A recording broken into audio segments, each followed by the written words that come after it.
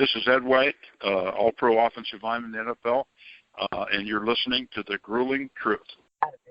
Welcome to the NFL Grueling Truth Legends Show, brought to you by Gridiron Mo, an interactive football app where you get to call what you think the offense or defense should do during a live NFL game and see what all other fans have called also. Check out Gridiron Mo at www.gridironmo.com. I'm your host for the Legends Show, Mike Goodpaster. And our guest today won a Super Bowl with the Baltimore Ravens, had a Pro Bowl career with the Minnesota Vikings, also played at the U. Help me welcome to the show, Bryant McKinnie. How you doing, Bryant? Hey, how you doing? All right. So when did you first start playing football, and who were some of your early influences? High school, early influence was Reggie White. I played defensive end. Big fan of his growing up. All right, now you played. And I got college? a chance to meet him. Got a chance to meet him actually too. Yeah. He was working for an agent. I think it was Bus Cook. I'm not sure, but he came to recruit me when I was coming out my senior year, and I got a chance to meet him. He came to my grandma's house. All right, so you started as a defensive lineman. You went to Lackawanna College, I think, in Pennsylvania. Like we said, you were a defensive lineman. What was that time for you like, and what led to your decision to go to the U? I know I read you gained like 70 or 80 pounds while you were there. Yeah, I did. I was only almost 100 pounds. That was only coming out of high school, 240, 245. And I know by my senior year in college, I was 343. So, I never lifted weights and stuff either like that in high school. So when I got to a program like that, the weight program and all that stuff was a big thing. So that helped me put on weight.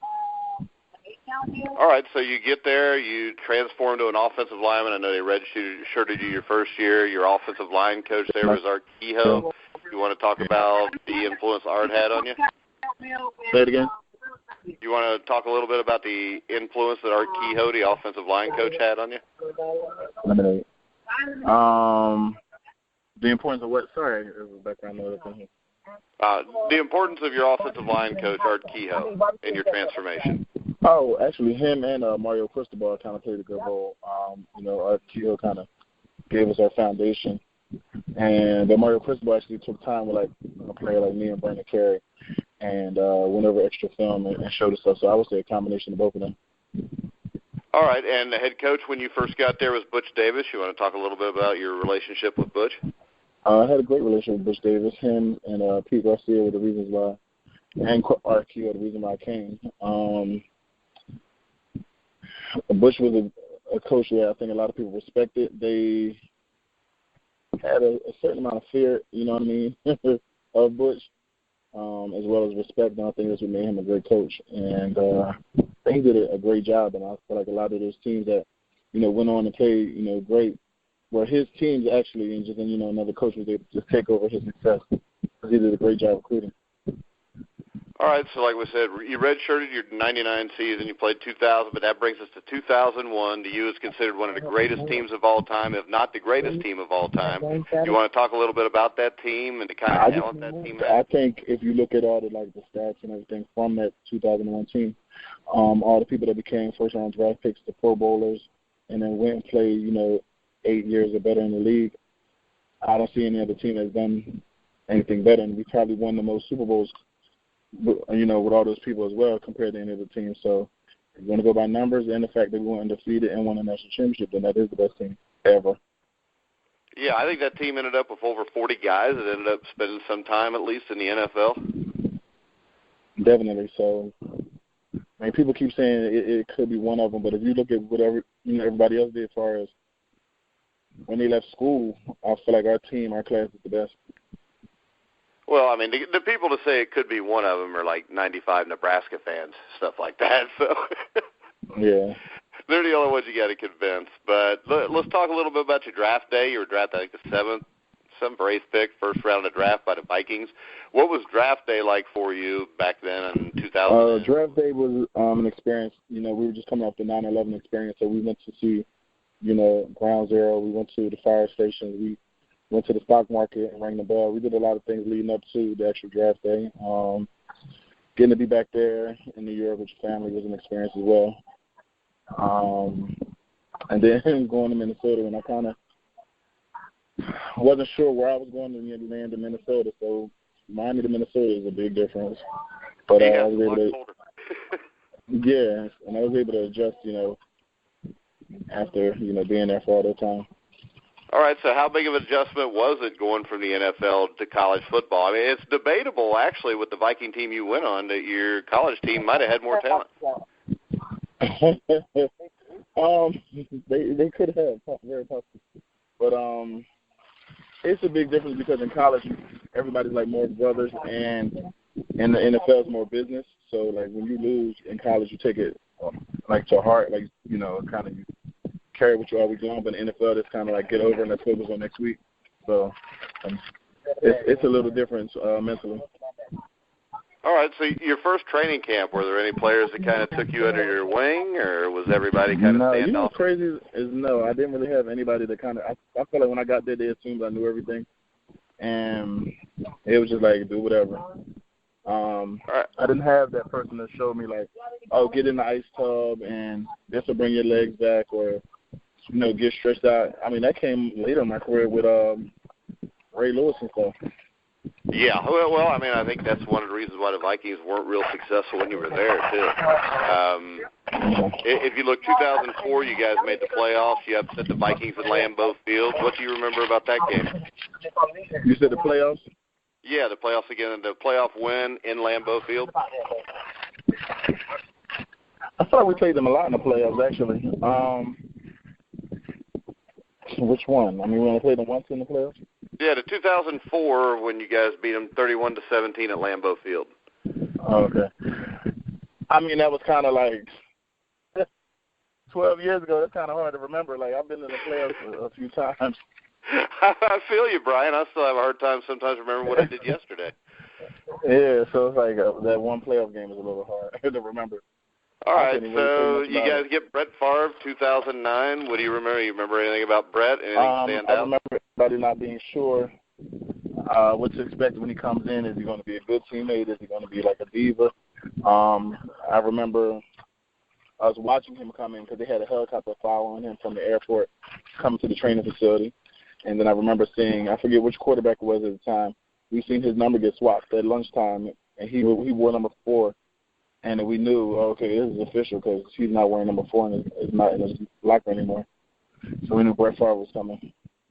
But all right, and then you finally get close. Was he a good teammate? Yeah, oh my gosh, he was a great teammate.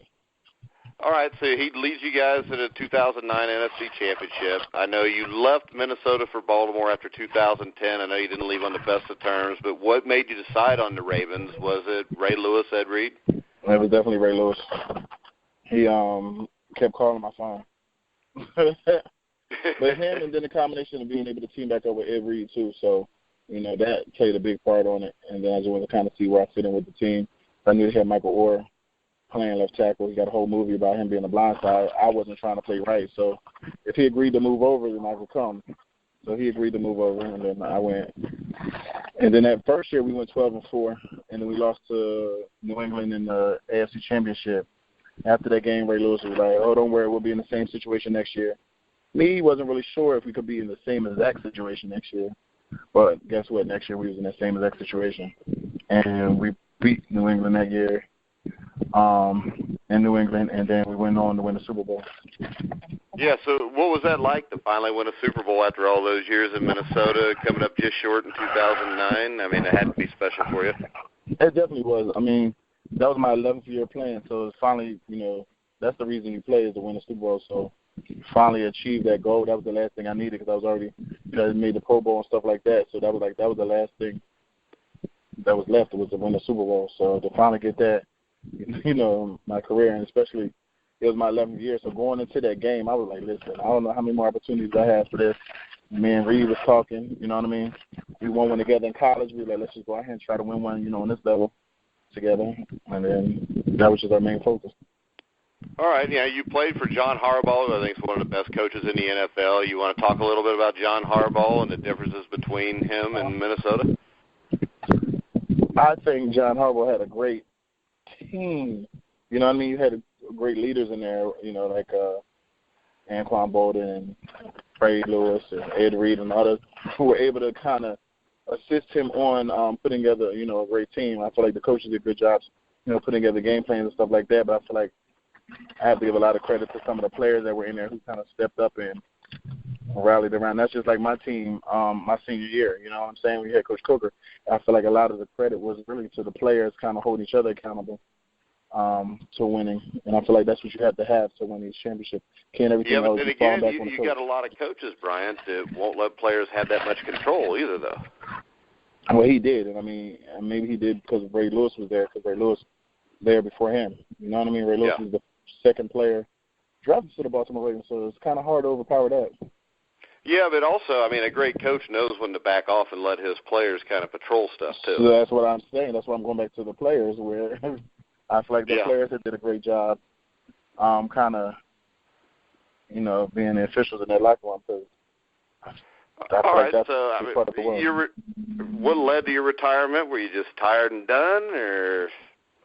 Yeah, tired and done. I told my meniscus they read it, I guess, wrong. They told me it was wear and tear in Baltimore, but when I got to the Dolphins, they read the MRI and it was a torn meniscus.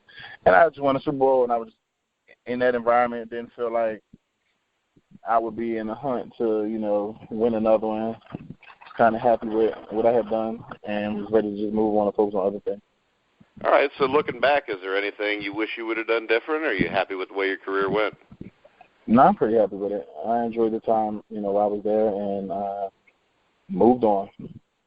All right, so now that you're a retired player, maybe you have a different perspective on this, but what's your perspective on the NFL's treatment of retired players?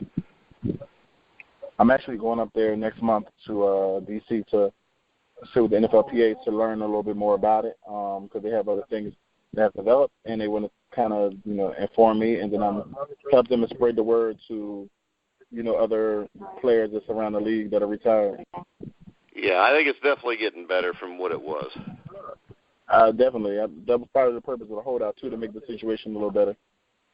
All right, so what occupies your time these days? Private jet company, doing events, and then getting back into music, and then a reality show that I got the green light for that we started filming like about a week ago, and I guess we'll continue to film. I'll let you know the network, I guess, at a later date, or you'll see a press release out about it. But there's another retired player on there with me as well, showing the transition from NFL to business. All right, sounds good. I just want to thank you for calling in today, Bryant. Oh, no problem. All right, so you're welcome back whenever you want, when your show premieres, when you know what network's on. If you want to come on and plug it a little bit, you're more than welcome. Okay, thanks. All right, thanks a lot, Bryant. All right. All right, guys, that was Bryant McKinnie, former Miami of Florida star, played in the Super Bowl, won the Super Bowl with the Baltimore Ravens over the San Francisco 49ers, had a Pro Bowl career with the Minnesota Vikings. So check out The Grueling Truth at www.thegruelingtruth.net. Follow us on Twitter at Grueling Truth. Make sure you check out all our sponsors, especially Gridiron Mo, who sponsors the NFL Legends Show. Check them out at www.gridironmo.com. So for Bryant McKinnie, I'm Mike Goodpaster. You've been listening to The Grueling Truth, where the legends speak.